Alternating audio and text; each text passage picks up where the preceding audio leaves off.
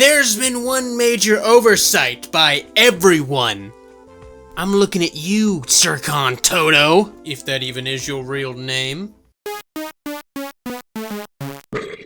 There has been some hot debate going on whether or not Breath of the Wild 2 can run on the Switch. The Switch as we know it, the current Switch OLED, whatever the case is, it's all the same hardware pretty much. Because Digital Foundry recently did a little breakdown, they said there's no way this could be running on the Switch. It's too good. The processing power of the Switch cannot do what we're seeing on screen here. And then we have all these other industry analysts that have come out and chimed in over the last couple days. Sircon Toto, for one, is like, I think they're gonna come out with a new Switch and do this. And which at first I was kind of like, yeah, I think maybe it will release alongside a new Switch, a Pro, or whatever the case is. You know, they've done this before in the past. But someone on Reddit, I was just perusing Reddit as I sometimes do, not very often, but I was looking at the Nintendo Switch Reddit, and the Boss 2 actually made a really good point that nobody is talking about. When the online test of Switch Sports dropped, it was revealed in the license page that FSR was being used. First I was like, what the hell is FSR? And I did some digging, but anyways. Now Digital Foundry is saying that the latest bit of video, Breath of the Wild 2, cannot be running on the Switch, that it must be the Switch 2 or Pro, yet everyone forgets about FSR, and it's open source. It can be used a range of hardware and mobile devices, including the Switch. If you look at the license page for Switch Sports online test, one of the sources found a way to optimize FSR for phones. It's an interesting read, blah, blah, blah, blah, blah. And he's talking about that he thinks that maybe Nintendo is taking a little extra time with Breath of the Wild to incorporate this FSR to make the game run better, look better. And you're like, Sean, what the hell is FSR? Now, this is a lot of megahertz, gigaflop, tootity-pop, technical jargon.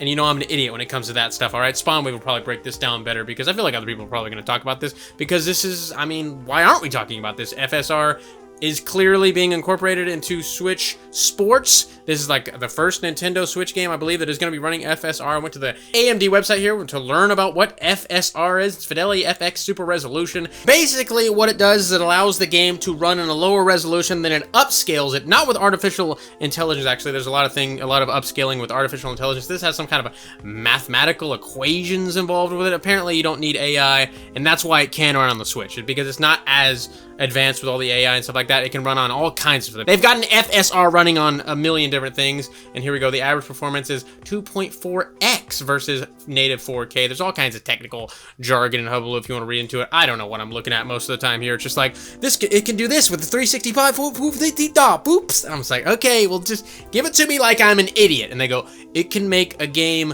look better and run better without using as much processing power. There you go. That's pretty much what it is, and I could be even wrong there, but I found, but what can you do? And I found a website talking about this, actually, the Notebook Check. I just Googled Nintendo FSR, and that was the only thing I found, actually. And it was talking about how Switch Sports is using FSR. It was in all the legal jargon of the game. They had to give, you know, like, hey, we're using FSR, blah, blah, blah, you know, all the engine and all that stuff at the end of the credits of games and things like that.